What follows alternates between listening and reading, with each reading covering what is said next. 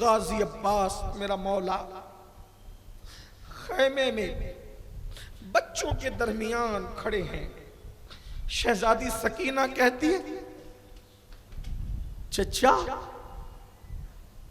کیا اب آپ ہماری فریادوں کو بھولنے لگے؟ آپ ہماری باتوں کو بھولنے لگے؟ چچا نے کہا کیا ہوا بیٹی؟ شہزادی کیا بات ہے؟ کہا چچا اصغر پیاسے ہیں، اصغر پیاسے ہیں. چچا پیاس سے مٹھیاں کھولتے ہیں بند کرتے ہیں، پیروں کو سمیٹتے ہیں دراز کرتے ہیں. چچا میں پیاسا. پھوپھی امی جب غم سے کبھی بے ہوش ہوتی ہے تو ابا کے پاس اتنا پانی بھی نہیں کہ پھوپھی امی کے چہرے پہ پانی چھڑک سکے.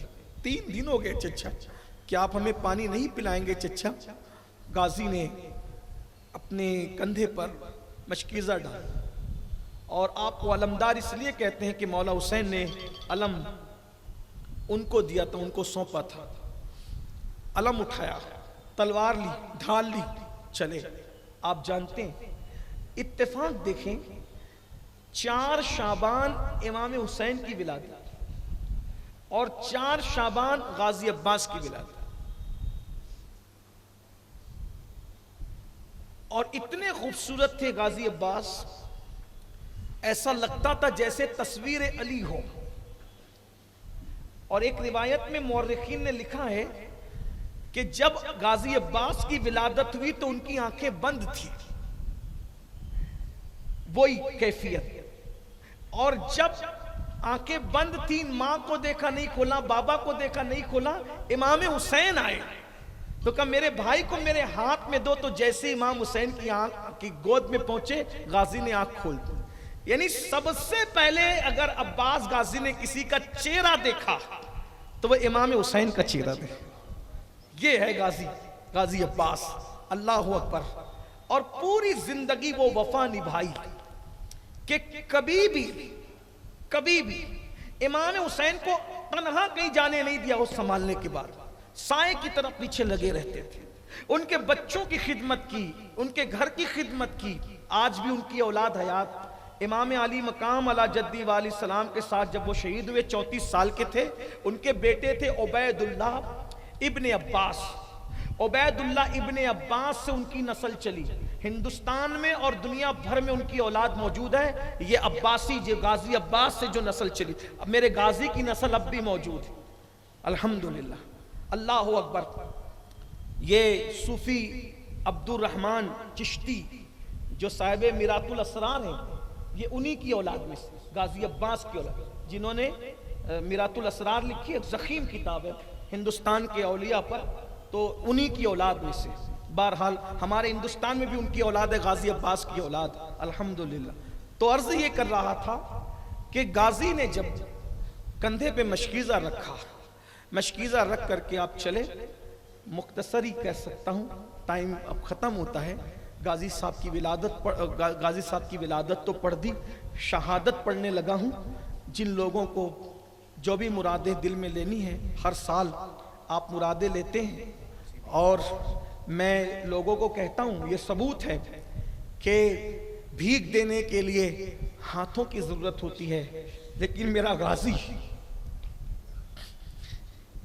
بغیر ہاتھوں کا ہے جو لوگوں کو بھیک دیتا، جو ہاتھوں کے بغیر بھیک دیتا ہے. یہ مالیگاؤں کی عوام 25 سال سے گواہ ہے. جس نے جو بھی شہادت کے وقت مراد مانگی، اللہ نے میرے غازی کے صدقے ان کی مراد پوری کی. درجنوں بچے ہیں، بلکہ اب تو بچے سینکڑوں میں ہو گئے، درجنوں نہیں سینکڑوں میں. اسی سال کئی خاندانوں کے یہاں بچے ہوئے. وہ آگے کہتا ہے سال بھر پورا نہیں ہوا، ہو گئے، یہ کہتا ہے ہو گئے، وہ کہتا ہے کئی لوگ لے کر کے آئے. میں بھی بس اس مراد کے ساتھ پڑھوں، اس مراد کے ساتھ میں بھی پڑھ دوں غازی کی شہادت، کہ اللہ جتنے مومنوں نے مجھ سے کہا کل سے آج تک، بلکہ پہلے دن سے آج تک فون آتے رہے، جب غازی کی شہادت پڑھنا سید تو ہمیں یاد کر لینا. جن جن لوگوں نے جس مراد کے لیے کہا ہے، اللہ غازی پاک کی شہادت کے صدقے سب کی مراد پوری کر دیں، اور سب سے بڑی مراد یہ ہے کہ اللہ ایمان پر رکھے اور ایمان پر مدینہ منورہ میں خاتمہ فرمائے۔ غازی پاک کی شہادت پڑھنے لگا ہوں، اللہ اکبر، سیدہ فاطمہ کی دعا سے پیدا ہوئے تھے۔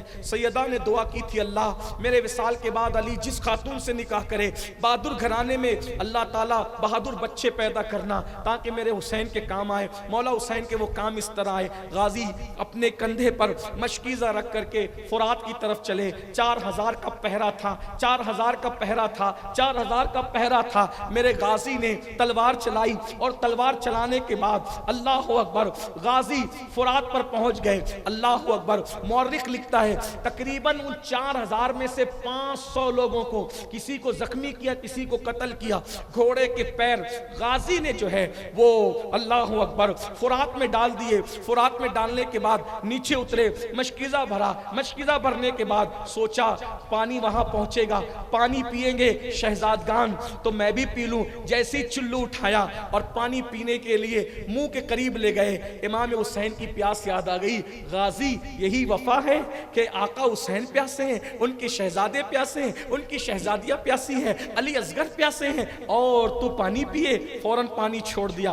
آقا نے نہیں پیا تو میں کیوں پیوں؟ اور اس کے بعد مشکیزے کو کندھے پہ ڈالا، گھوڑے پر بیٹھے، ایڑ لگا دی، جیسے ہی چلے اللہ اکبر ایک ظالم ابن اشعث نام کا آیا اور اس نے بازو پر ایسا وار کیا کہ غازی کا ایک بازو کٹ گیا اور کٹ کر کے گرا۔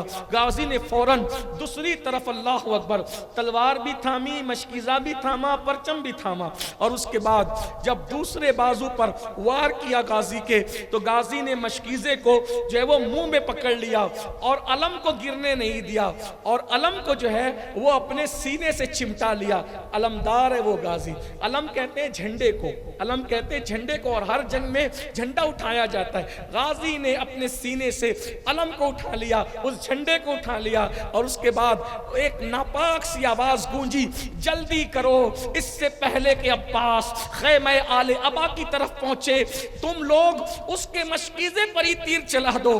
غازی گھوڑا دوڑا رہے تھے، ایسے میں ایک تیر آیا اور مشکیزے کو چیرتا ہوا جو ہے وہ غازی کے سینے پہ جا کے لگا۔ غازی نے آواز دی، یا حسینہ ادرکنی آبرو میں وفا۔ جس وقت گھوڑے سے زمین پر آئے، جب کوئی کسی جگہ سے گرتا ہے تو اپنے سر کو اور اپنے جسم کو چوٹ سے بچانے کے لیے ہاتھوں کا سہارا لیتا ہے۔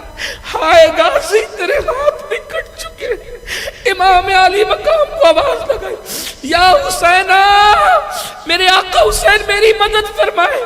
امام اللہ اکبر جس وقت غازی کی طرف چلے اپنے کمر پہ ہاتھ رکھ لیے۔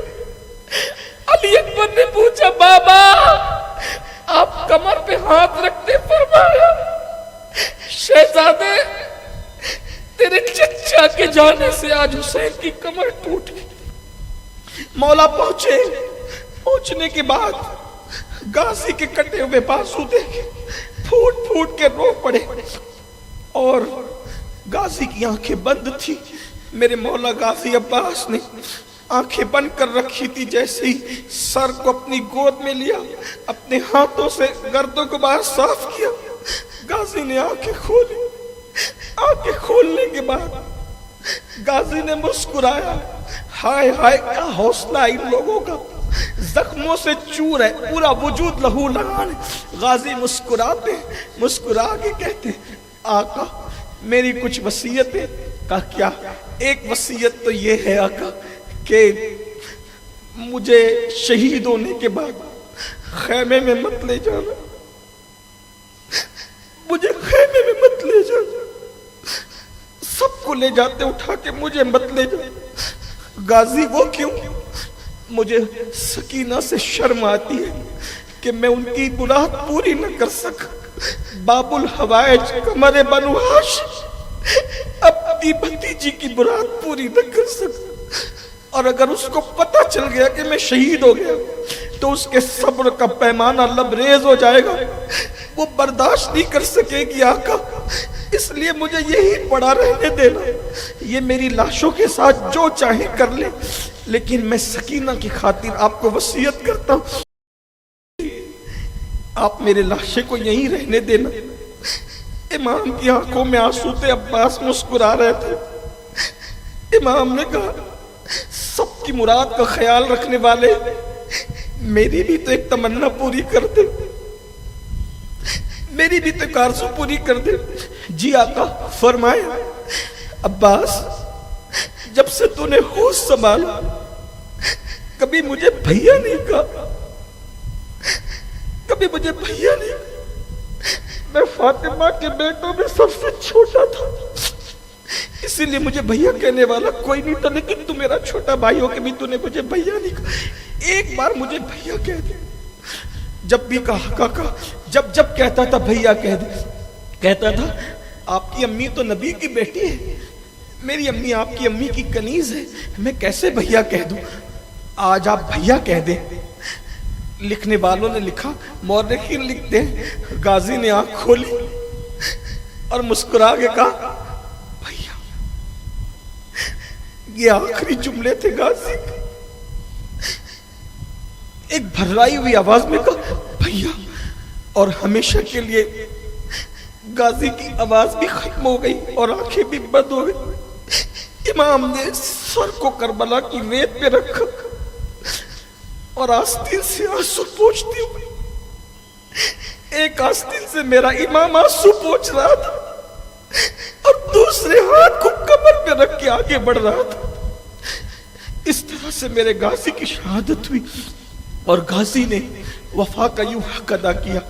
شاید یہی وجہ ہے کہ سارے شہید ایک ساتھ ایک گنبد میں ہیں اور تنہا میرا غازی الگ ایک گنبد میں۔ جب اللہ تمہیں حرم دکھائے، میرے حسین پاک کا تو دیکھنا، سارے شہید ایک ساتھ ہیں، اکیلا میرا غازی ایک طرف ہے، حالانکہ بالکل آمنے سامنے، بالکل آمنے سامنے۔ ایسا لگتا ہے کہ جیسے آج بھی میرا غازی اپنے مولا کے منہ کو تک رہا ہے، اور یوں لگتا ہے کہ حسین آج بھی غازی کو تک رہے۔ پچھلے سال جب میں کربلا گیا، جب میں کربلا پہنچا تو الحمدللہ مجھے غازی عباس کا روضہ دائیں تھا اور مولا حسین کا روضہ سامنے تھا، اور دونوں کے بیچ میں کھڑے ہو کر میں نے یہ شہادتیں پڑھی جو میں آپ کے سامنے پڑھتا ہوں۔ واللہ جب میں غازی کی شہادت پڑھتا تو غازی کو دیکھتا، مولا کی شہادت پڑھتا تو ادھر دیکھتا۔ 25 سال میں نے مدینہ منورہ میں بھی شہادت پڑھی، جس وقت میں حج کو گیا تھا میں نے وہاں بھی شہادت پڑھی، ہر جگہ شہادت پڑھی، ہر جگہ شہادت پڑھی۔ ہائے ہائے، اللہ تعالیٰ نے مقدر میں تھا، یہ تمنا تھی۔ بلکہ یہ بات آپ کو بتاؤں، جو میں لوگوں کو کہتا ہوں نا کہ غازی کی شہادت پڑھ رہا ہوں، مرادیں لے لو، میں نے پچھلے سال جب 25 سال پورے ہو گئے غازی کی شہادت پڑھتے پڑھتے میں نے یہ عرضی لگائی تھی کہ میں نے دنیا بھر میں آپ کی شہادت پڑھی، آپ کے روضے سے دور ہو کر، کبھی قدموں میں بھی کھڑے ہو کر سبق سنانے کا موقع دے۔ واللہ لوگوں کو 1 سال گزرتا ہے، مجھے 1 مہینہ بھی نہیں گزرا تھا کہ مجھے غازی کے روضے پہ شہادت پڑھنے کا اللہ نے موقع عطا فرمایا۔